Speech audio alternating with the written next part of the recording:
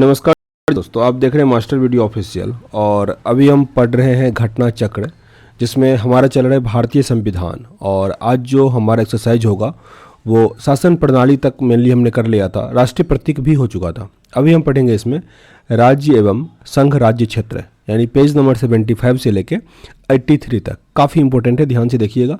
इसमें पहले जो थ्योरी दिया गया है वो कंप्लीट करेंगे, फिर ऑब्जेक्टिव प्रश्न है वो, साथ ही उसका जो डिस्क्राइब करके दिया गया है वो भी कंप्लीट करेंगे। तो थ्योरी शॉर्ट में दिया गया है, अगर नहीं भी समझ में आए कोई बात नहीं, फिर क्वेश्चन होता है, फिर उसका डिस्क्राइब होता है, तो आपको ऑटोमेटिक आपको याद हो जाएगा। तो काफ़ी अच्छे से किया गया है, तो पूरा कंप्लीट करते हैं उसको। चैनल पर नए सब्सक्राइब जरूर कर लीजिएगा।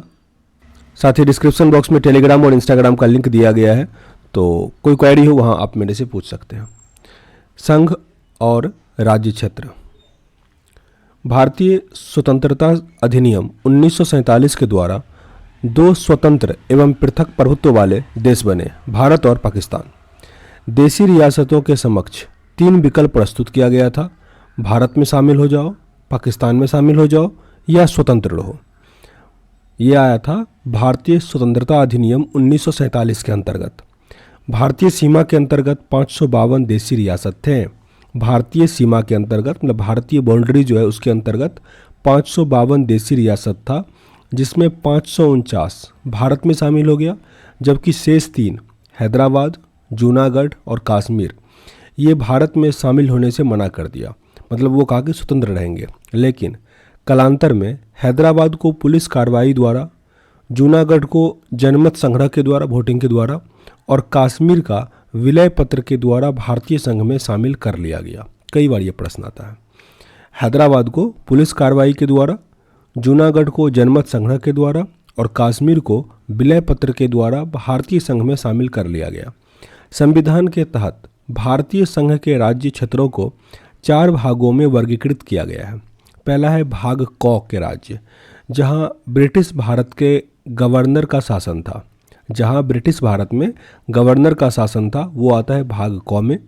भाग ख में राज्य विधानमंडल के साथ शाही शासन था। भाग ग इसमें ब्रिटिश भारत के मुख्य आयुक्त का शासन था। और भाग घ इसमें अकेले अंडमान निकोबार द्वीप को रखा गया था।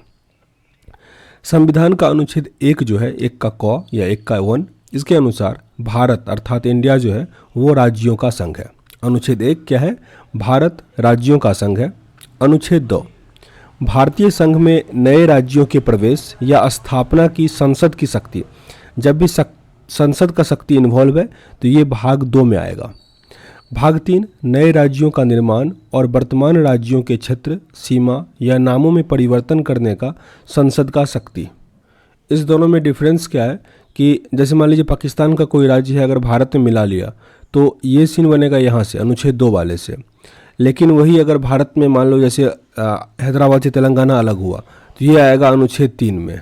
तो ये कई बार प्रश्न आता है, तो अधिकतर जो प्रश्न आता है वो अनुच्छेद 3 से आता है। आगे प्रश्न पे आते हैं। संसद साधारण बहुमत से नए राज्यों का निर्माण कर सकती है। संसद साधारण बहुमत से नए राज्यों का निर्माण करता है। साधारण बहुमत याद रखना।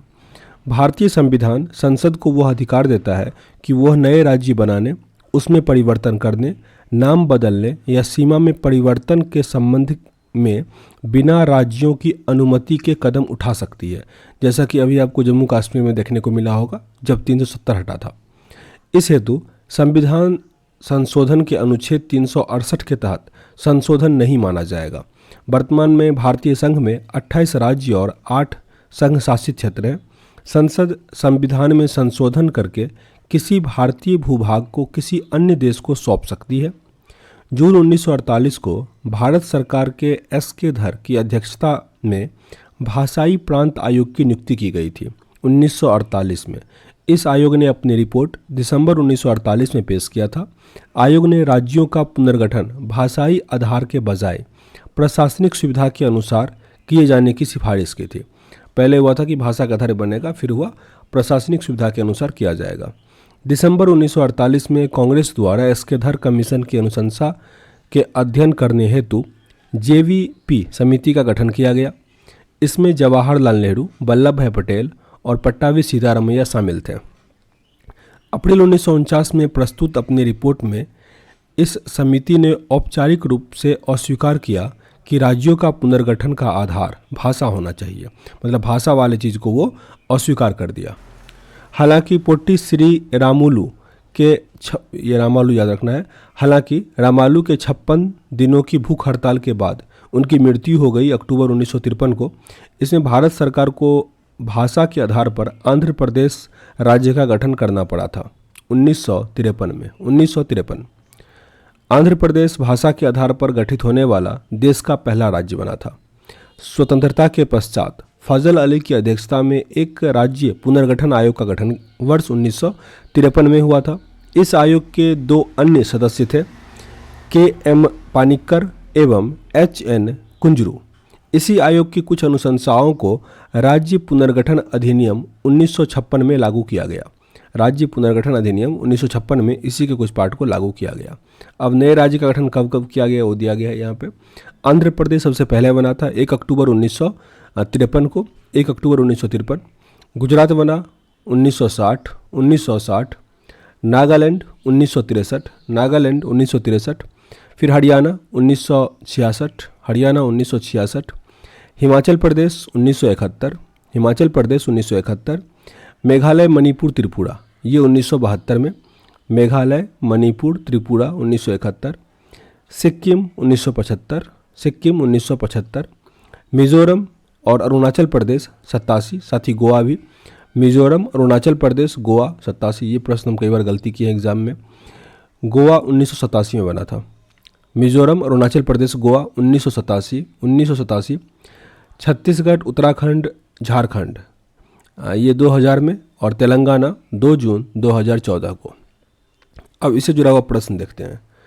संविधान में हमारे राष्ट्र का उल्लेख किन नाम से किया गया है? यह है भारत और इंडिया, 2 ही नाम है। भारतीय संविधान में हमारे राष्ट्र का नाम जो है वो भारत और इंडिया है, हिंदुस्तान का जिक्र इसमें नहीं है मिलने। यहाँ पे लिखा गया है कि संविधान में हमारे राष्ट्र का उल्लेख 2 नाम भारत और इंडिया के रूप में किया गया है। अनुच्छेद 1 उल्लेख करता है कि भारत अर्थात इंडिया राज्यों का संघ होगा। India that is Bharat shall be a union of states. आगे संविधान के प्रथम अनुच्छेद के अनुसार भारत राज्यों का संघ है, यूनियन है, मतलब राज्यों का यूनियन है, राज्यों का संघ है, समूह नहीं है, राज्यों का संघ है। संविधान के अनुच्छेद 1 निर्धारित करता है कि भारत अर्थात इंडिया राज्यों का संघ होगा, यूनियन होगा। अर्थात भारत के राज्य क्षेत्र में पहला है कि राज्यों के राज्य क्षेत्र, दूसरा संघ राज्य क्षेत्र, और तीसरा ऐसे अन्य राज्य क्षेत्र जो अर्जित किए गए हैं सम्मिलित होंगे। राज्य और संघ राज्य क्षेत्रों के नाम तथा प्रत्येक के अंतर्गत आने वाले राज्य क्षेत्रों का वर्णन संविधान की प्रथम अनुसूची में किया गया है। संविधान के निम्नलिखित में से किस प्रावधान के अंतर्गत भारतीय संसद को नया राज्य बनाने का अधिकार है? अनुच्छेद 3 के अंतर्गत।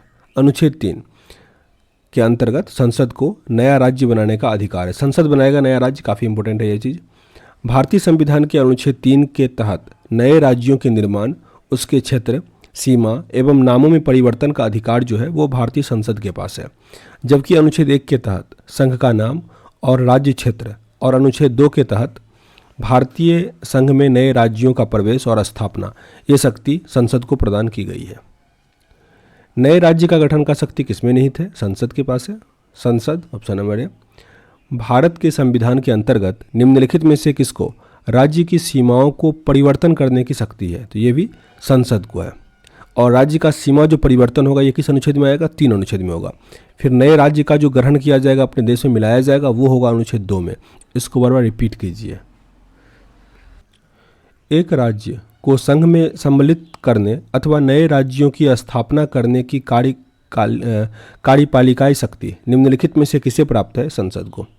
संसद आगे है भारतीय संघ के अंतर्गत किसी राज्य को मिलाने का अधिकार। भारतीय संघ के अंतर्गत किसी राज्य को मिलाने का अधिकार जो है वो भी संसद को है, अनुच्छेद 2 के अंतर्गत। अनुच्छेद 2। निम्नलिखित में से कौन सा कथन नए राज्य के निर्माण के बारे में सही नहीं है? यहाँ पे एक कथन क्या होगा? गलत होगा। पहला है कि संसद विधि द्वारा नए राज्यों का निर्माण कर सकती है, सही है। इस प्रकार की विधि में संसद संविधान की पहली अनुसूची और चौथी अनुसूची के संशोधन का प्रावधान है। तो पहला तो सही है, मतलब ये भी चौथा जो अनुसूची है नीति निर्देशक तत्व राज्य के कल्याणकारी, तो ये भी यहाँ पे सही है। आगे इस प्रकार की विधि को अनुच्छेद 368 के प्रयोजनों के लिए संविधान का संशोधन समझा जाएगा नहीं। ऊपर पढ़े हुए थे कि इसको 368 के अंतर्गत प्रयोजन नहीं समझा जाएगा, यही गलत है। इस सेंटेंस लिखा गया था ऊपर, तो ये अपने यहाँ पे गलत दिया गया है। इस प्रयोजन के लिए विधेयक संसद में तब तक पुनः स्थापित नहीं किया जा सकता जब तक कि इसे उस राज्य के विधानमंडल को निर्दिष्ट नहीं कर दिया जाता है जिसके क्षेत्र, सीमाओं या नाम पर कोई प्रभाव पड़ता हो। तो ये सही है। यहाँ पे ओनली जो सी था वो गलत था। यहाँ पर डिस्क्राइब में लिखा होगा कि नए राज्यों के निर्माण के लिए विधि हेतु अनुच्छेद 368 के तहत विशेष प्रक्रिया जो संविधान संशोधन का है वो नहीं अपनाया जाएगा। अर्थात संसद साधारण बहुमत से ही नए राज्य का निर्माण कर सकता है तथा संविधान के अनुच्छेद 4 का 2 जो है इसके अनुसार इस प्रकार के विधि अनुच्छेद 368 के प्रयोजन के लिए संविधान के संशोधन नहीं समझी जाती है। अन्य विकल्प में से वहाँ पे मतलब जो सी था वो गलत था। एक नया राज्य बनाने में संवैधानिक संशोधन के लिए कैसा बहुमत चाहिए? साधारण बहुमत चाहिए। साधारण ऑप्शन नंबर ए। भारत में एक नया राज्य सृजित करने वाले विधेयक को पारित होना अनिवार्य है संसद के साधारण बहुमत से। संसद के साधारण बहुमत से। आगे यहाँ पे दिया गया कथन कि भारत संघ नहीं है। भारत संघ नहीं है, तो ये तो गलत हो जाएगा क्योंकि भारत तो राज्यों का संघ ही है, तो ये गलत है। दूसरा, किसी भी राज्य का क्षेत्र, सीमा, नाम उसकी सहमति के बिना भी परिवर्तित करने की शक्ति संघीय संसद के पास है। ये सही है, बिल्कुल पढ़े हुए थे। तो ए गलत है यहाँ पे और आर सही है। ए गलत है किंतु आर जो है यहाँ पे सही है। संविधान का अनुच्छेद 1 के अनुसार भारत राज्यों का संघ है। किसी राज्य का क्षेत्र, सीमा या नाम में परिवर्तन हेतु राज्य के विधानमंडल का विचार प्रकट करना अनुच्छेद 3 के परंतुक के तहत अपेक्षित है, किंतु इस संदर्भ में राज्य विधानमंडल के विचार संसद पर बाध्यकारी नहीं है। अतः संसद बिना राज्य की सहमति से भी ऐसा कर सकता है। तो ये सही था। संवैधानिक प्रावधानों के अनुसार राज्य की सीमाओं को बदलने के लिए डैश की सहमति आवश्यक है, तो राज्य की सहमति आवश्यक नहीं है। तो यहाँ पे ये सही था। निम्नलिखित में से कौन एक नए राज्य के निर्माण के लिए संवैधानिक उपबंध नहीं है? तो एक राज्य संघ राज्य क्षेत्र शामिल कर सकेगा, या ऐसा नहीं है। राज्य संघ नहीं कर सकेगा, संसद करते हैं सब। तो यहाँ पे कैसे सही है? किसी राज्य का क्षेत्र बढ़ाकर, किसी राज्य का क्षेत्र घटाकर, किसी राज्य का नाम परिवर्तित करके, तो इसमें नए राज्यों का निर्माण वो कर सकता है। भारतीय संविधान के अनुच्छेद 3 के अनुसार किसी राज्य की सीमा बदलने, राज्य का निर्माण करने अथवा नाम परिवर्तन करने का अधिकार जो है केवल संसद को दिया गया है। राज्य को यह अधिकार प्राप्त नहीं है। निम्नलिखित में से कौन से संविधान के अनुच्छेद 3 के तहत संसद के एक कानून द्वारा संभव नहीं है? अनुच्छेद 3 के अंतर्गत तो इसमें दिया गया नए राज्यों का गठन, तो ये तो कर ही सकता है। नए राज्य क्षेत्रों में परिवर्तन, ये भी सही है। नए राज्य की सीमा में परिवर्तन, नए राज्यों का प्रवेश, ये जो है अनुच्छेद 2 में आता है। अनुच्छेद 2 में आता है वो लिखा है। भारतीय संविधान के अनुच्छेद 3 के तहत नए राज्यों के निर्माण, उसके क्षेत्र, सीमा या नामों में परिवर्तन का अधिकार जो है भारतीय संसद में निहित है, परंतु अनुच्छेद 2 के तहत संसद विधि द्वारा भारतीय संघ में नए राज्यों का प्रवेश या उसकी स्थापना कर सकता है। निम्नलिखित कथनों पर विचार कीजिए और दिए गए सहायता से बताइए कि इसमें से कौन सा सही है। पहला है, संविधान में यूनियन ऑफ स्टेट शब्द प्रयुक्त हुआ है क्योंकि भारत राज्यों को अलग होने का अधिकार नहीं देता है, तो ये सही है। आगे, एस्केधर आयोग ने राज्य के पुनर्गठन हेतु भाषा के आधार की अपेक्षा प्रशासनिक सुविधा को वरीयता दी हुई थी, तो ये बिल्कुल सही है, ऊपर पढ़े हुए थे हम लोग। आगे, पंडित नेहरू, सरदार पटेल और पट्टाभी सीतारमैया की अध्यक्षता में कांग्रेस कमेटी राज्य के पुनर्गठन में भाषाई आधार के पक्ष में नहीं था, तो ये भी सही है। यहाँ पे तीनों जो है वो सही हो जाएगा। यहाँ पे लिखा गया है कि डॉक्टर अंबेडकर के शब्दों में संविधान में प्रयुक्त यूनियन ऑफ स्टेट शब्द का अर्थ है संघ राज्य समझौता का परिणाम नहीं होने के कारण किसी भी राज्य को संघ में विलय होने का अधिकार नहीं है। एस्केधर आयोग 1948 में भाषाई आधार पर राज्यों के पुनर्गठन का विरोध करते हुए इस संदर्भ में प्रशासनिक सुविधा को वरीयता दिया हुआ था। वर्ष 1948 में गठित पंडित नेहरू, सरदार पटेल और पट्टाभी सीतारमैया की कमेटी, जो JVP कमेटी था, ने अप्रैल 1949 में प्रस्तुत अपनी संस्तुतियों में राज्यों के पुनर्गठन में भाषाई आधार को अस्वीकृत कर दिया था। आगे, भारतीय संघात्मक व्यवस्था के संदर्भ में निम्नलिखित में से कौन सा कथन यहाँ पे सही है? संघात्मक व्यवस्था में पहला है कि भारतीय संविधान के अंतर्गत राज्यों को संघ से अलग होने का अधिकार नहीं है, बिल्कुल सही है। ये अलग होने की मात्र वकालत करने पर अभिव्यक्ति की स्वतंत्रता की सुरक्षा मिले, तो ऐसा तो कुछ नहीं है। ऑप्शन नंबर यहाँ पे ए सही है, केवल एक होगा, केवल एक। दिया गया है कि भारतीय संविधान के तहत राज्यों का संघ का स्थापना किया गया है, जिसमें राज्य को संघ से अलग होने का अधिकार नहीं है।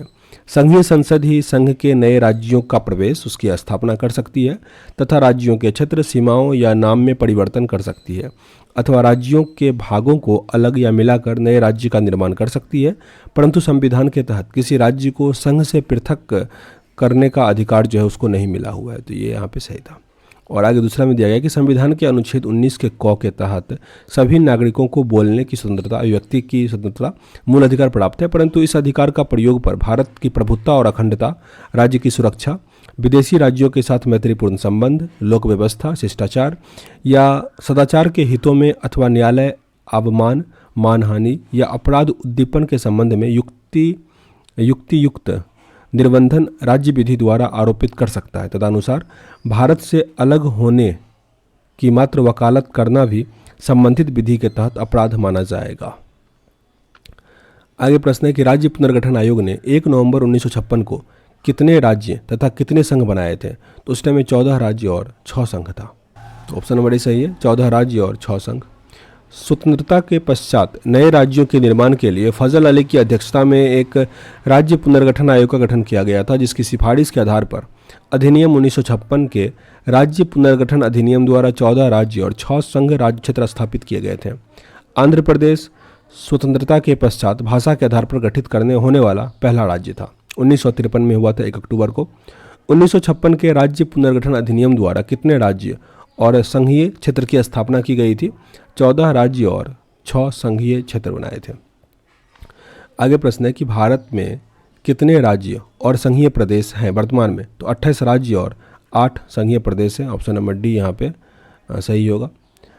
प्रश्न काल के दौरान संविधान की प्रथम अनुसूची के अनुसार भारत में 28 राज्य और 7 संघ राज्य क्षेत्र थे, किंतु 2 जून 2014 को तेलंगाना राज्य के गठन के पश्चात कुल 29 राज्य और 7 संघ राज्य क्षेत्र हो गए, परंतु फिर जम्मू और कश्मीर तथा लद्दाख को संघ राज्य क्षेत्र में घोषित किए जाने के उपरांत 28 राज्य और 9 संघ राज्य क्षेत्र हो गए। तत्पश्चात दादर और नागर हवेली और दमन एंड दीव का एकीकरण कर दिया गया। फिर 26 जनवरी 2020 को ये 8 हो गया, अतः वर्तमान में 28 राज्य और 8 संघ राज्य क्षेत्र। एक प्रश्न आता है कि वर्तमान जो मूल स्वरूप है भारत का वो कब का है? तो 26 जनवरी 2020 का, क्योंकि इसके बाद कोई ऐसा राज्य चेंज कुछ ऐसा हुआ नहीं है। आगे तेलंगाना राज्य बन जाने के बाद भारत में राज्यों की संख्या 28 थी, 28 हो गया था। उस टाइम तो हालांकि 29 हो गया था, तो 29 यहाँ पे होगा, पर आंसर के अकॉर्डिंग यहाँ पे दिया तेलंगाना राज्य बन जाने के बाद भारत में राज्यों की संख्या हो जाएगी, तो यहाँ पे 29 होना था, लेकिन वर्तमान में फिर वो कम हो गया। तो यहाँ पे दिया गया 2 जून 2014 को तेलंगाना राज्य के गठन के बाद भारत में राज्यों की संख्या 29 हो गई थी, लेकिन जम्मू और कश्मीर राज्यों के 2 संघ राज्य क्षेत्र के विभाजन के उपरांत राज्य की वर्तमान संख्या 28 तथा दादर नागर हवेली और दमन दीव मिलकर ये 8 हो गया था। तो वो उस टाइम में पूछा गया था, इसीलिए, या फिर उसमें 29 ही होता, ठीक ना। अभी के अकॉर्डिंग उसको 28 आंसर दिया गया। भारत में कितने संघ शासित प्रदेश हैं? वर्तमान में 8 है। वर्तमान में 8, शुरू में 6 था। निम्नलिखित में से कौन संघ राज्य क्षेत्र में नहीं आता है? तो गोवा नहीं आता है, जबकि अंडमान निकोबार, दमन द्वीप, पुदुचेरी ये सब आता है। भारत के संविधान की पहली अनुसूची में राज्य और संघ राज्य क्षेत्र का उल्लेख है, इसमें गोवा नहीं आता है, गोवा राज्य में आता है, जबकि शेष विकल्प जो था जो सब संघ क्षेत्र में आता है। किस राज्य की राजधानी का नाम स्वतंत्रता प्राप्ति के बाद अभी तक नहीं बदला है? जिसका राजधानी का नाम नहीं बदला है, तमिलनाडु का, सब किसी में से किसी का नहीं बदला है। स्वतंत्रता प्राप्ति के बाद आंध्र प्रदेश की राजधानी हैदराबाद का नाम अभी तक नहीं बदला है। हालांकि अब तो वो तेलंगाना का हो गया अमरावती, लेकिन अधिक जगह वो लिखा जाता है अभी भी हैदराबाद ही। 2 जून 2014 को, तो इसके अकॉर्डिंग यहाँ पे आंसर हो जाएगा। 2 जून 2014 को तेलंगाना राज्य के निर्माण के बाद अगले 10 वर्ष से अनधिक अवधि तक हैदराबाद के आंध्र प्रदेश और तेलंगाना की संयुक्त राजधानी बने रहने का प्रावधान आंध्र प्रदेश पुनर्गठन आयोग 2014 के तहत किया गया था, तथा इस अवधि के बाद आंध्र प्रदेश की नई राजधानी होनी थी। वर्ष 2020 में आंध्र प्रदेश विधानसभा द्वारा पारित अधिनियम के तहत यहाँ 3 राजधानी, अमरावती जो विधायी राजधानी, विशाखापत्तनम जो कार्यकारी राजधानी और कुर्नूल न्यायिक राजधानी का प्रावधान किया गया है। तमिलनाडु की राजधानी मद्रास का उद्यत नाम जो है चेन्नई है। पश्चिम बंगाल का कोलकाता था, इसका नाम कोलकाता हो गया। केरल की राजधानी त्रिवेंद्रम है और इसका नया नाम तिरुवनंतपुरम हो गया है। तो इसीलिए उस क्वेश्चन को रद्द कर दिया गया था क्योंकि सारे क्वेश्चन वहाँ पे सही हो रहे थे। आगे दिल्ली है। दिल्ली क्या है? एक केंद्र शासित प्रदेश है। दिल्ली एक केंद्र शासित प्रदेश है और ये प्रथम अनुसूची के अनुसार दिल्ली जो है वो संघ राज्य क्षेत्र या केंद्र शासित प्रदेश है। किस संविधान संशोधन द्वारा दिल्ली को राष्ट्रीय राजधानी का दर्जा दिया गया था? ये 69 नंबर का था। 69 69वां संविधान संशोधन 1991 के द्वारा देश की राजधानी दिल्ली को संघ राज्य क्षेत्र की श्रेणी में कायम करते हुए इसके लिए एक विधानसभा और मंत्री परिषद का उपबंध किया गया था। साथ ही संविधान के अनुच्छेद 249 क के तहत संघ राज्य क्षेत्र दिल्ली को राष्ट्रीय राजधानी नेशनल कैपिटल रीजन जो है वो दर्जा दिया गया था। भारत के संविधान के अनुच्छेद 240 के अंतर्गत कुछ संघ राज्य क्षेत्र के लिए विनियम बनाने की राष्ट्रपति की शक्ति के संदर्भ में कौन सा यहाँ पे सही युग्म सम्मिलित है? सॉरी, यहाँ पे गलत है। तो 240 क ये अंडमान निकोबार के बारे में है, ख जो है वो लक्षद्वीप के बारे में, गो दमन एंड दीव के बारे में है। आगे यहाँ पे लिखा गया है कि प्रश्नकाल के दौरान यह स्थिति थी कि भारतीय संविधान के अनुच्छेद 240 जिसमें कुछ संघ राज्य क्षेत्र के लिए विनियम बनाने की राष्ट्रपति की शक्ति के अनुसार राष्ट्रपति जो है इसमें क में अंडमान निकोबार है, ख में लक्षद्वीप, ग में दादर नागर हवेली, घ में दमन दीव और ङ में पुदुचेरी का जिक्र है। संघ राज्य क्षेत्र में शांति, प्रगति और सुशासन के लिए विनियम बना सकेगा। प्रश्नगत विकल्प यहाँ पे डी था जिसमें कि अनुच्छेद 240 पुदुचेरी दिया था, जो कि इसमें क्या होता, घ में दमन एंड दीव होता। वर्तमान में दादर और नागर हवेली और दमन एंड दीव जो है संघ राज्य क्षेत्र में विलय अधिनियम 2019 के द्वारा अनुच्छेद 240 ग के अंतर्गत दादर नागर हवेली तथा दमन एंड दीव को स्थापित किया गया है, जबकि जो घ है उसका विलोपन कर दिया गया है। आगे प्रश्न है, निम्नलिखित कथनों में से कौन सा एक कथन यहाँ पे गलत दिया गया है? तो पहला है, गोवा को 1987 में पूर्ण राज्य का दर्जा प्राप्त हुआ, ये तो सही है। दीव खंबत की खाड़ी में एक टापू है, ये भी सही है। दमन और दीव को भारतीय संविधान के 56वें संविधान के अंतर्गत गोवा से अलग कर दिया गया, इंपॉर्टेंट है और सही भी है। दमन और दीव को भारतीय संविधान के 56वें संविधान संशोधन से गोवा से अलग कर दिया गया। और ये गलत है कि दादर और नागर हवेली वर्ष 1954 तक फ्रांसीसी औपनिवेशिक शासन के अंतर्गत थे। यहाँ पे दिया गया है कि ये 1954 तक पुर्तगाली शासक के अंतर्गत था, फ्रांस का नहीं था। अंतर्राष्ट्रीय न्यायालय के भारत के पक्ष में निर्णय के पश्चात दादर और नागर हवेली को भारत में मिला लिया गया था, तो 1954 में ही। सिक्किम भारत का एक राज्य बनाया गया था 35वां संविधान संशोधन 1974 में। 35वां संविधान संशोधन 1974 फाइनल हुआ था मतलब 75 में। दिया गया यहाँ पे कि 35वां संविधान संशोधन 1974 द्वारा सिक्किम को भारत में संयुक्त राज्य के रूप में शामिल किया गया था, पर 36वां संविधान संशोधन 1975 के द्वारा सिक्किम को 22वां राज्य का दर्जा दिया गया था। 1975 जिस वर्ष क्रिकेट वर्ल्ड कप शुरू हुआ था, ग्रामीण बैंक का स्थापना भी हुआ था। निम्नलिखित संविधान संशोधन में से किसके द्वारा सिक्किम को विधिवत भारत संघ के एक पूर्ण राज्य के रूप में सम्मिलित किया गया? 36वां संविधान संशोधन। 36वां संविधान संशोधन 1975। बिहार को काटकर एक पृथक वनांचल राज्य का बनना कब संभव हो पाया? तो यहाँ पे दिया गया कि राज्य के निर्माण करने का अधिकार अनुच्छेद 3 के अनुसार संघीय संसद का है, अतः बिहार को काटकर पृथक वनांचल राज्य बनाना संसद के प्रावधान द्वारा ही संभव है। तो अतः यहाँ पे मतलब इसके अकॉर्डिंग जो था डी आंसर था कि कोई औपनिवेशिक या राज्यपाल ये सब कुछ नहीं होगा, आंसर डी होगा, कोई नहीं, क्योंकि आंसर वहाँ पे मतलब संसद होता। आगे प्रश्न है कि इसमें से जो राज्य है उसका कालक्रम व्यवस्थित कीजिए कि गठन किसका कब हुआ था। तो सबसे पहले किसका हुआ था? आंध्र प्रदेश का हुआ था, आंध्र प्रदेश। इसमें देखें तो हरियाणा का हुआ था, फिर गोवा, सबसे लास्ट में होगा तेलंगाना, उससे पहले झारखंड। तो यहाँ पे ये है कि हरियाणा, गोवा, झारखंड और फिर तेलंगाना। यहाँ पे सबका ईस्वी दिया गया है। गोवा का 1987 में हुआ था, तेलंगाना 2014, झारखंड का 2000 और हरियाणा का 1966 में हुआ था, 1966 में। निम्नलिखित भारतीय राज्यों का उसके निर्माण के अनुसार कालक्रम बताइए और अंत में दिए गए कूट का प्रयोग करते हुए सही उत्तर का चुनिए। इसमें से सबसे पहले किसका हुआ था? तो यहाँ पे एक लाइन से लिखा गया, फिर से इसको रिपीट कर लेते हैं।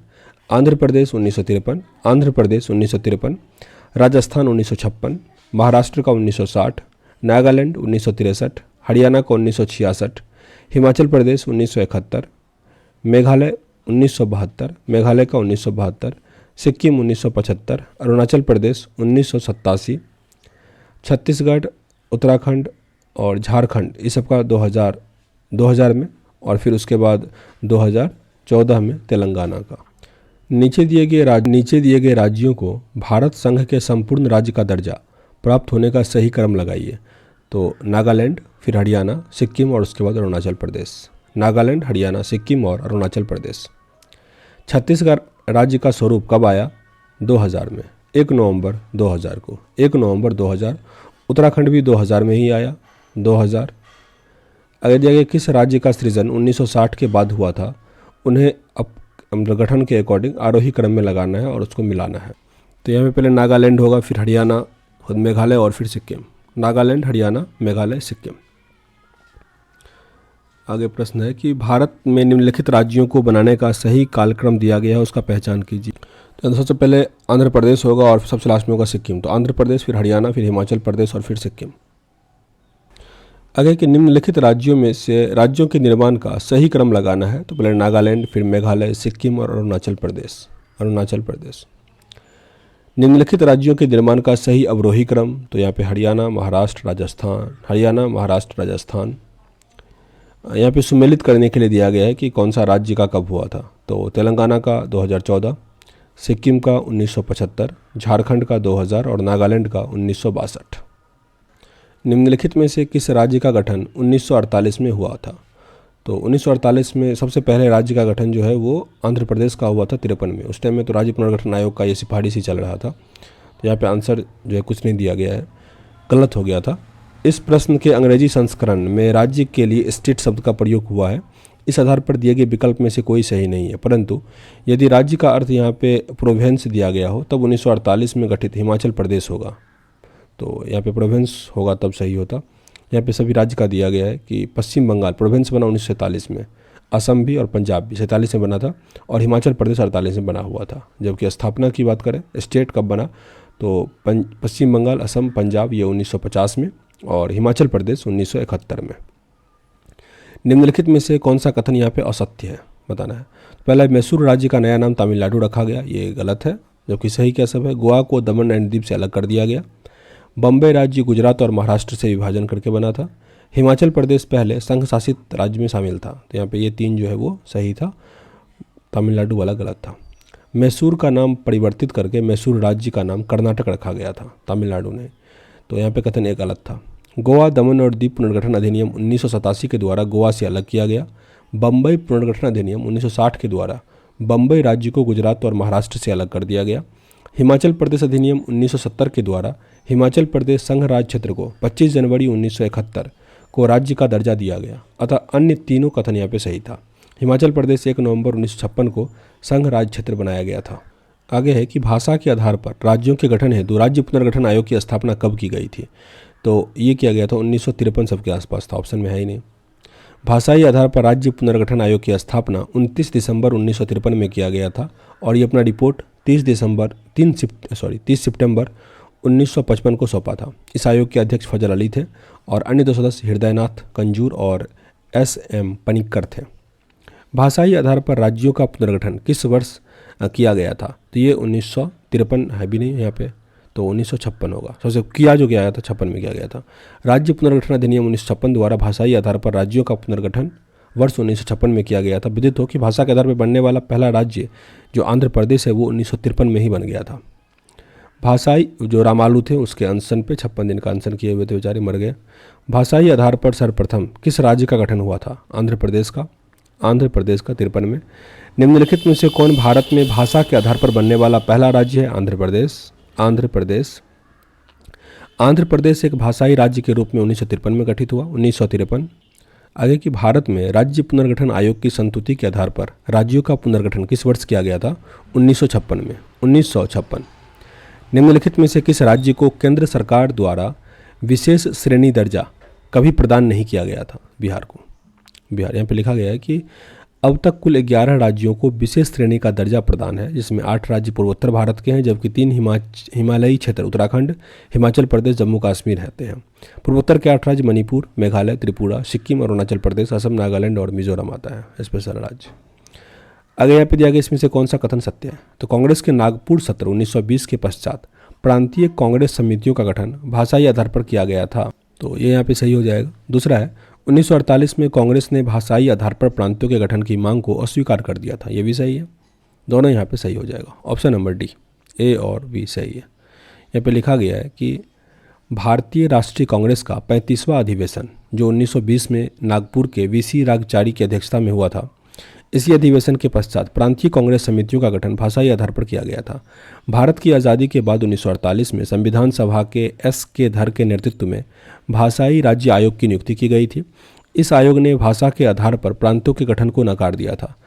दिसंबर 1948 को कांग्रेस द्वारा इस आयोग के संस्तुतियों पर विचार हेतु जवाहरलाल नेहरू, वल्लभ भाई पटेल और पट्टाभी सीतारामैया के 3 सदस्यीय जेपीवी समिति का गठन किया गया था, जिसमें अप्रैल 1949 में प्रस्तुत अपनी रिपोर्ट में भाषाई आधार पर प्रांतों के गठन की मांग को अस्वीकार कर दिया गया था। यहाँ पे विकल्प डी सही था। तो ये लेसन कंप्लीट हुआ। आगे जो है नागरिकता, ये भी काफ़ी इंपॉर्टेंट है, इसको अगले वीडियो में कवर करेंगे। सेशन अगर अच्छा लग रहा हो मेरे भाई तो लाइक और शेयर जरूर कीजिएगा। मिलते हैं नेक्स्ट वीडियो में, तब तक के लिए जय हिंद।